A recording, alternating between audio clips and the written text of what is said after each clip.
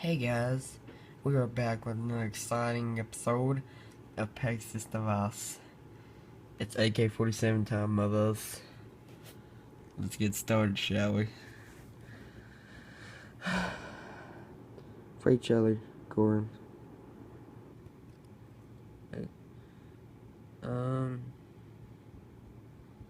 Nope.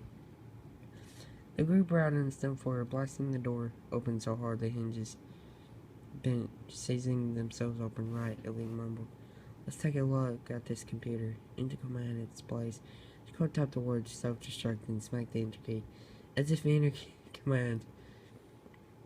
Oh, for the sticks. How about enter shut off? Shut up, enter command. It's going to be harder than I thought. And it is club. Let me try. In New York. Just a punch of computer console sliding her chair over to the drinking room and wonder. In it, Gage was carefully maneuvering around the spider web of scalloping legs, hot pipes, and bioelectric wires. Unlike the other ones, this screen was completely silent. Sheldon had reached the section of conics he had to arrange and was dancing around tiny valves. Assist assembly lines. Gage gentle shouted into the microphone. The failures are rushing the workers. You need to get back here and help me handle this. Sheldon continued working completely mute. Oh, for the love of Luna. The mayor bolted out of the room, leaving her chair spinning noisily as the door slammed shut behind her. The radio cracked. Quinn painted heavily around the object in his mouth with some sort of large pliers that he had never seen before. It didn't look to him. It was heavy, and he could hold it. He galloped hard with his head low, looking dead ahead with the glare that could scare starbursts. Mass Effect fan. God dang it, Mass Effect fan. Had to do starbursts in this. He would slam hard into a mile grinning, joining the echo of a dozen other stampeding ponies with every beat of his hooves. John went off in his head, taking things slow may help us start, but sometimes faster is necessary. The catacombs of hoofbeats started reaching the workers, who began to look about in the confusion. The scared and grunting males will only start doing flip coin, and he pushed himself harder than ever. The scared and grungy muzzle only served to inflict coin, and he pushed himself harder than ever, leading the pack of fools behind him forward with a mighty wind out of the corner of his mouth. The workers started panicking and they shouted, "Snowflake!" "Aye, Sergeant." "Are you ready?" "I'm expected to be. Corin. Otherwise, I thought I'd be in charge heading long into my uninterpreted doom, of course." How about you? How about yourself, comrade?" "Well, I reckon I spend most of my life in fear of the flock. Opinions and the fear of my own weakness. I've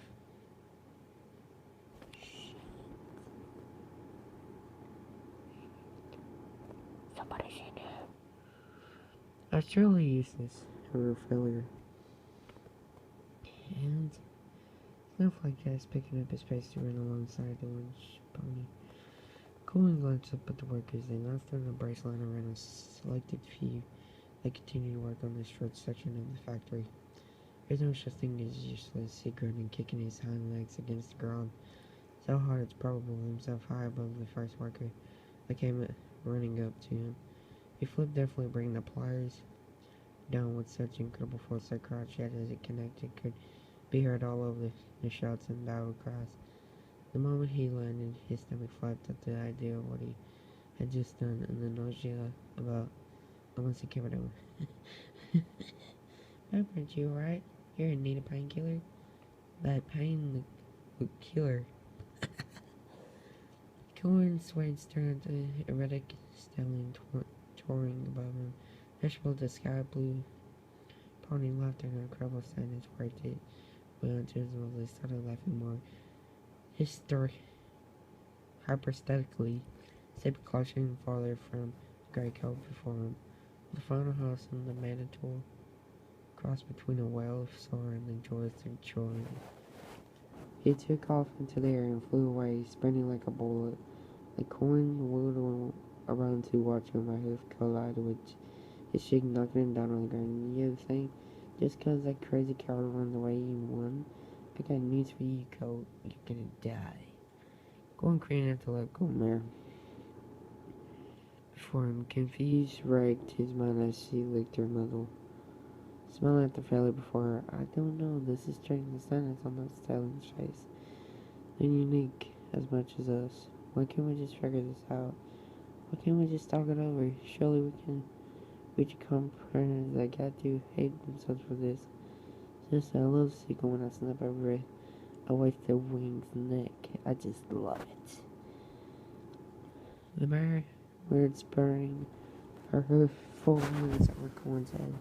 Or not, he grunted, rolling to the left and pulling the pliers out of Piper into his skull. Wiping them as hard as he could, they slammed in the mare's jaw as she was inches away from Corn, blowing her over to the side in the last second. He scrambled to his hooves and dragged the pliers off the edge of the scaffolding. At least one of the workers managed to grab them.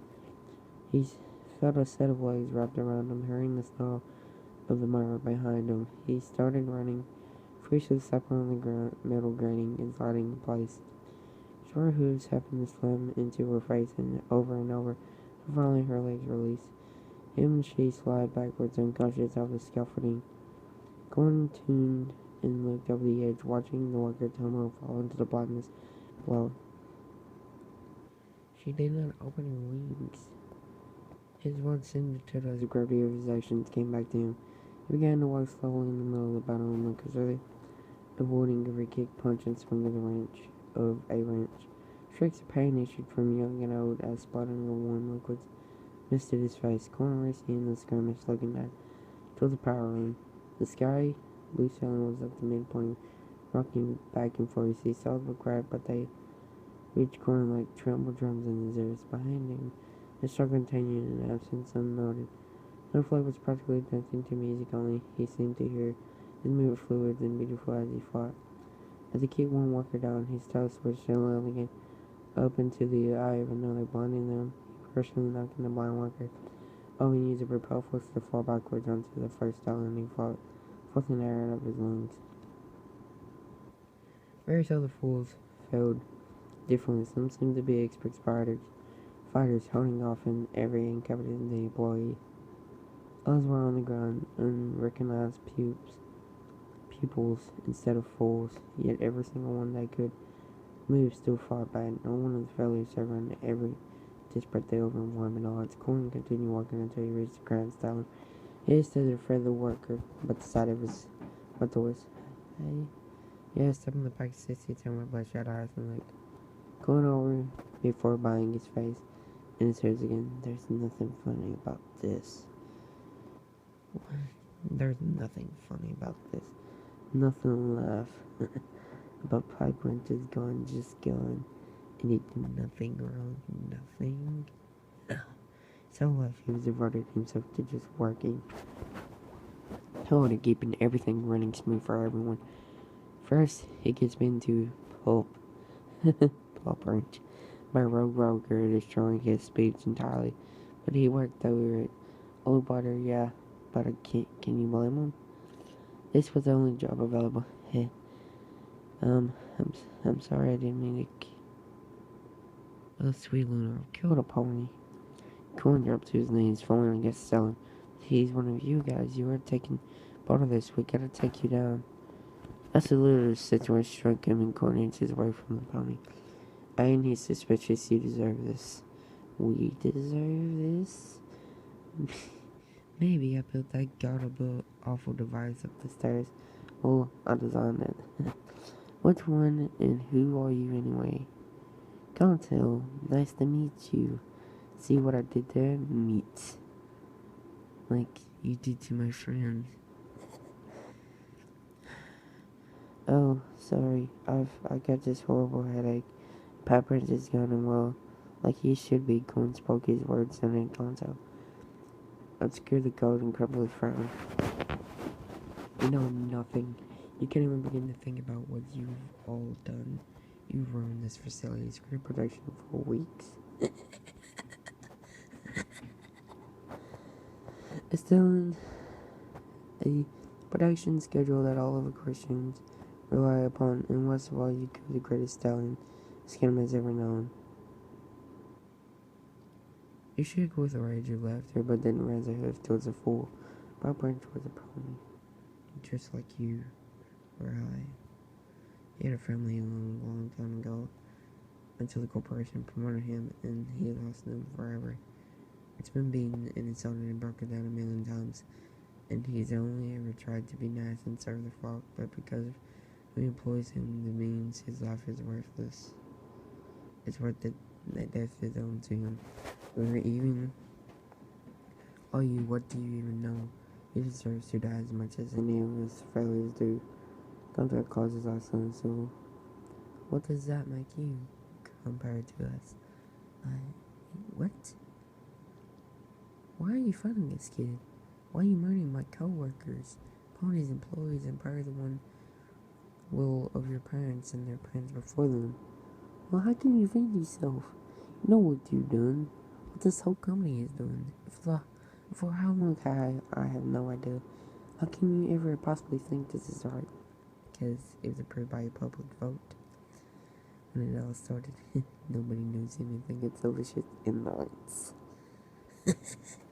Horse manure. No pony allowed would ever agree to such a consent. You're a Pegasus coat. Don't you know your roots at all? We're a race of mighty fighters. We fought the Griffin army back 1,000 times before we ever helped found Equestria.